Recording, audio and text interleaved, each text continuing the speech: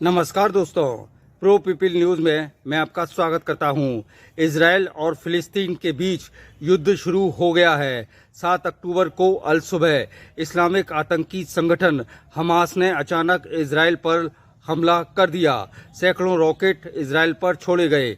Hamas के आतंकी Israel की सीमा के भीतर घुस चुके हैं। जो उनके सामने दिखाई पड़ रहा है वो इजरायलियों की हत्या कर रहे हैं। इजरायली प्रधानमंत्री बेंजामिन नेतन्याहू ने आपातकालीन मीटिंग करने के बाद युद्ध की घोषणा कर दी है। रूस यूक्रेन युद्ध के बाद इजराइल और फिलिस्तीन हमास के बीच युद्ध शुरू होने से पूरी दुनिया में भय का माहौल पैदा हो गया है।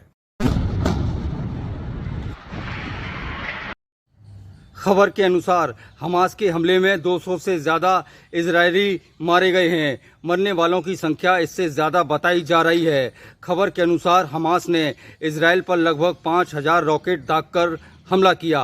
वहीं इजराइल द्वारा जवाबी हमले में कई हमास उग्रवादी मारे गए हैं। इजराइल ने गाजा पट्टी में रहने वाले लोगों से कहा है कि वो अपना घर तुरंत छोड़ दें, क्योंकि वो हमास पर बड़े हमले करेगा।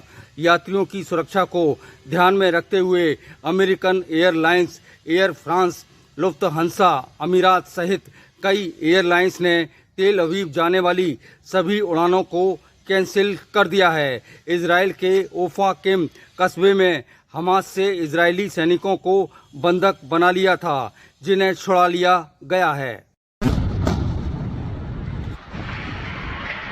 जवाबी हमले में इजरायली लड़ाकू विमानों ने गाजा पट्टी पर हमास के ठिकानों पर बमबारी की है। इजरायली सेना का दावा है कि हमले में 150 से ज्यादा हमास आतंकी मारे गए हैं। हमास ने अभी तक इस दावे का खंडन नहीं किया है।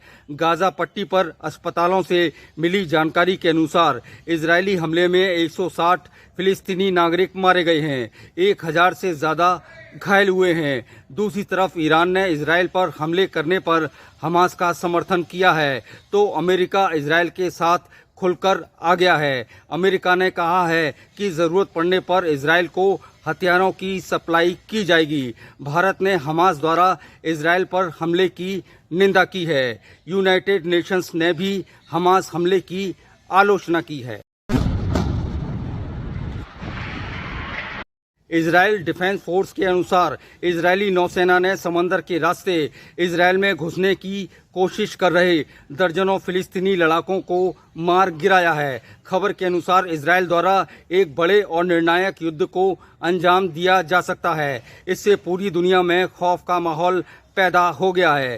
रूस यूक्रेन युद्ध के लंबा खिंचने से जहां दुनिया भर में क्रूड ऑयल की किल्लत महसूस हो रही है, महंगाई बढ़ने के साथ साथ आर्थिक संकट भी बढ़ गया है। इजराइल फिलिस्तीनी युद्ध में ये तय है कि जीत इजराइल की होगी, लेकिन युद्ध थोड़ा लंबा भी चला तो पूरी दुनिया में बड़ा आर्थिक संकट आएगा।